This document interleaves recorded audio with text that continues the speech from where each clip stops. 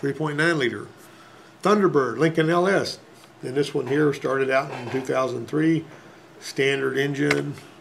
All right. Look at these. Variable cam timing. Variable camshaft timing system is what it is. What is it? What are the benefits of variable cam timing? If you can actually change the cam timing on the fly, what kind of benefit are you going to get for that? The first time they ever did that was in 1985 on the Ford Contour. They were actually closing the intake valves early to leave some of the exhaust gas in there instead of doing EGR. That's the reason they started doing it. But then, you know, a lot of these hot rod people have been degreeing camshafts. Y'all ever do anything like that? You ever degree a camshaft to give you more power? Yes. You know, so basically you're going to, if you can change the, this is what this variable cam timing thing looks like. See this? This is like off of a 5.4.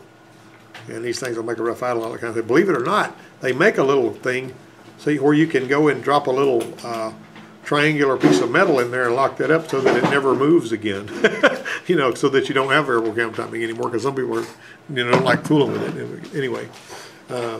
But you got engine block bed plate iron inserts, EGR system module, which basically they put everything on the EGR instead of having, you know, the control here and the different, all of the DPFE sensor, the, you know, EGR vacuum regulator and all that kind of stuff. It's all built into the EGR module and all that. Revised cylinder head, deleted hydraulic coolant fan system. In the early days on LS Lincolns, they had like a Jaguar style coolant fan that operated with hydraulic fluid pressure instead of fan, and some of the Jeeps had that too. It was a pain. New electric coolant fan, integral thermostat with water outlet pipe. So when you change a thermostat, you're changing the whole thing. All right. All right, you got your new exhaust manifolds, revised oil filter design, cast stainless steel exhaust manifold with heat shield, split log design for low end torque, and all, you know, the double wall welded design was replaced by this. So you got your heat shield manifold, cylinder head gasket, improved NVH characteristics. What's NVH? Anybody know what NVH is? NVH, noise, vibration, and harshness, right? You got a shorter oil filter, whoopee, whatever. Okay. It's a standard, serviceable to the short block. You got variable cam timing, electronic throttle. This is a 3 liter now, 4-valve variable cam timing engine. Electronic throttle control, EGR system module, and then your oil filter heat shield. So this is looking at your serviceability. Look at this, electric coolant fan, got a coolant fan pump replaced with accessory drive idler pulley. Some of the Fords have basically got belts that go on there like a stretchy, big stretchy rubber band looking belt. I mean, it looks like a belt, but you got to stretch it over there, and it doesn't have a tensioner. But anyway, I don't know if this is like that or not. Crankshaft bearing clearances are measured in microns. Now that is really, really tight. You cannot duplicate proper clearances in the field. They're building these things to aircraft specifications and all. All right, so let's move on. We want to move pretty fast on this. You got that old engine there, which is basically, you may get the chance to work on one because they've been out there a while. You got low speed performance improved, enhanced idle quality, and lower exhaust emissions. This right here, look at this.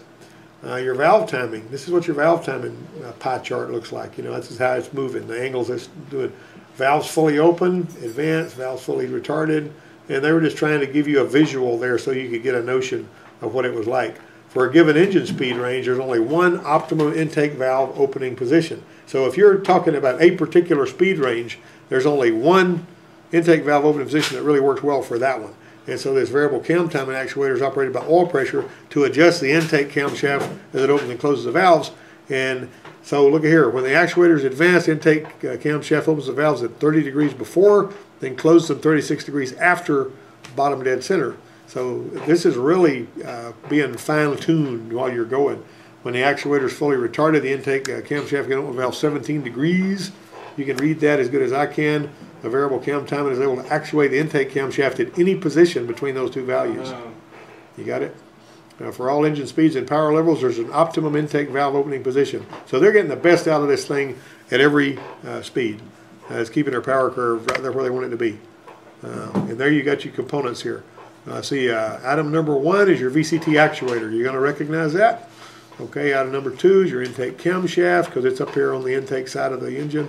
Exhaust camshaft. And then you got your variable cam timing solenoid, which is right there. You'd be surprised how many engines have that on them.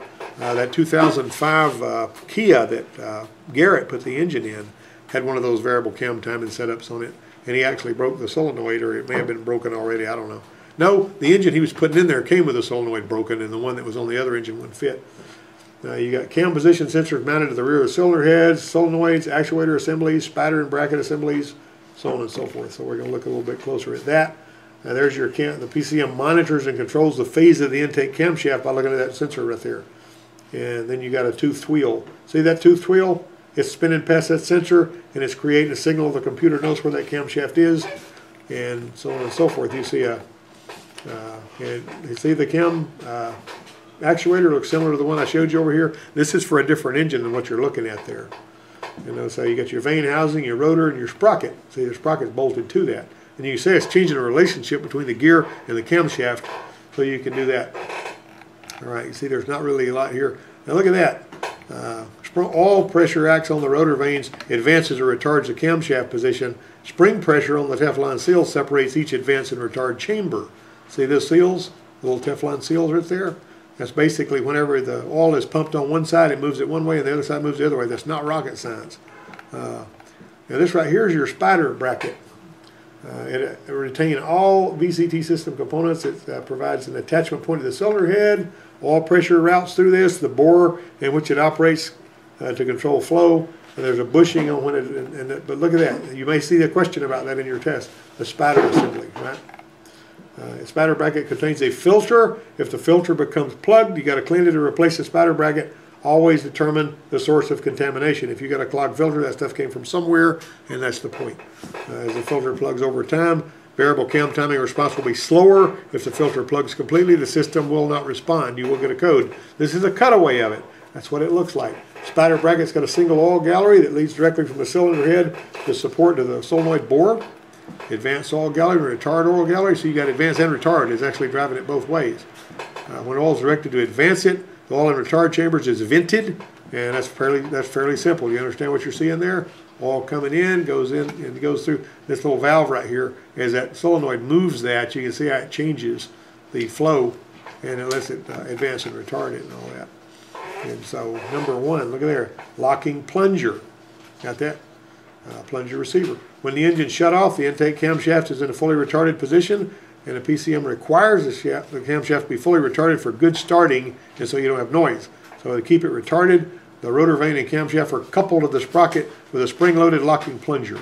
And, basically the wall pressure moves that whenever you see that. Okay, so here you go. Here's a simplified view of PCM inputs and outputs. Idle signal, throttle signal, startup signal, cam sensor, crank sensor, engine oil temperature, engine load. Those are the inputs that it uses to determine what to do with that VCT solenoid. Not all that complicated really, but if you understand it, you'll be able to do a whole lot better. Since PCM uses time since start, in other words, it times how long it's been since it was started, engine oil temperature and engine RPM to calculate solenoid operation. Time since start basis ranges from 60 seconds when cold to 10 seconds when hot. See, so basically it operates at slower when it's cold.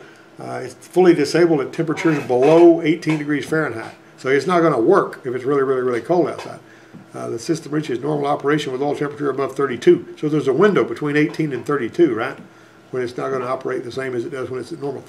Oil temperature is above 80, which is 176 degrees. It may be limited when engine speed's below 3,000. It may not use it, unless it's going really, really fast. Okay, so did you find out everything you needed to know about this? Anybody got any questions? Could you answer all the questions on your test from what we saw? Maybe. See how quick we did that? Wasn't too bad, is it? All right, so let's go over the test quick. Got over the test? You know what that first question says? What does it say? We moved with lightning fast. The PCM monitors and controls the phase of the intake camshaft. Is that true or is that false? True. True. It's not hard, is it? Spring pressure on the Teflon seals advances or retards camshaft position. False. That's false. The oil pressure? Yeah, the oil pressure is actually what does it, but the spring pressure on the Teflon seals keeps them sealed against the outer part of that. Retard oil port is sealed to the VCT actuator bushing, which allows the VCT allows oil to enter the VCT actuator retard chambers. That's true. VCT engines, equipped engine provide what? All of the above. Good answer. All right. What? Number 5. The 3-liter cam exhaust manifolds have a heat shield that replaces the old double wall split log design. True. That's false. It's a sort of a semantics thing, so don't beat yourself up too bad about that. Although you can if you want to. The electric cooling fan on 3-liter 4-valve variable cam timing engines has been replaced with a cooling fan pump. True. That's actually false. The pump has gone away, you know. I mean, you was using power steering pressure to do that, you know, power steering fluid pressure to drive that pump.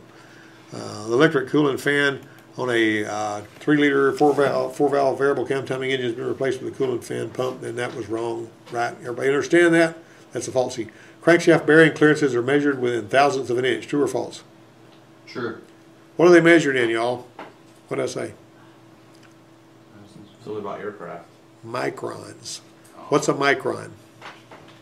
Is that millionths of a... A millionth of a meter. That is a tiny little measurement that is really, really small.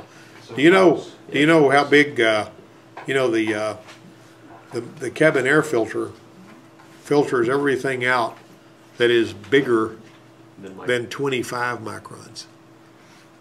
That's pretty big, isn't it, compared to this?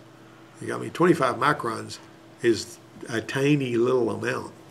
Basically, that's the long and short of it is. That's how they measure filters. I mean, you know, is by microns. You know how much it'll let it pass through there. The new variable cam timing components include a VCT crankshaft position sensor. True. Do they? Yes. He's really sure about that. That's false. Okay. The crankshaft position sensors are the same. They got new cam sensors. Mark that wrong and slap yourself, Joe. Sir? Yep, there you go. Yeah, he needs to slap himself. The VCT actuator assembly varies camshaft phase in response to engine oil pressure. True. False. What? What do you think? Everybody like that? It's true. That's actually true. When the intake cam shaft phase needs altering, the PCM sends an output signal to the VCT solenoid valve. True. That is true. Very good. All right, let's take care of that really quick.